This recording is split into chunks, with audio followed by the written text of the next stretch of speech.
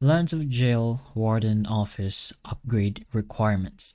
So basically just a small explanation on how the warden's office is supposed to be upgraded and what you're going to need to actually upgrade the warden office itself.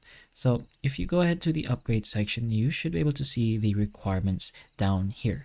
So since our warden office is already at 11, the requirements does get greater and greater every time, since this is one of the main buildings you can upgrade in game.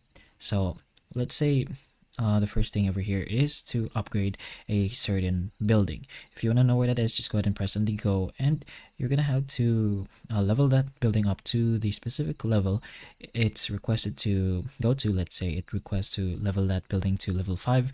You're gonna have to level that building up to level 5, of course. But if it just requests for a building to be built, of course, just go ahead and build the building itself. Other than that, there's also the resources requirements. So in our level 11, usually the requirements is not too high, but right now it needs 3 million food, 3 million wood, also 600,000 steel, and 150,000 of the gasoline material. So in order for you to be able to level this level of the warden's office, you're gonna need to get these materials as well. You can go ahead and choose from your resources if you'd like, but that pretty much depends on you, as long as you get the materials. And finally, you have the time limit, so you're gonna have to wait for those as well, since time is also one of the requirements technically, since you're gonna have to wait for that specific amount of time for the actual building to start or to finish building, I mean.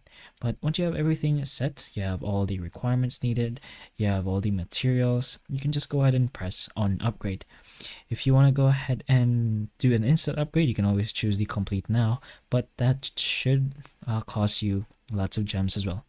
But that's pretty much it for the requirements on your warden's office. Usually it should just be said on the upgrade section itself on what you're gonna need, but hopefully the information of this video can help you, and if it can, please like and subscribe for more videos like this, and that's all.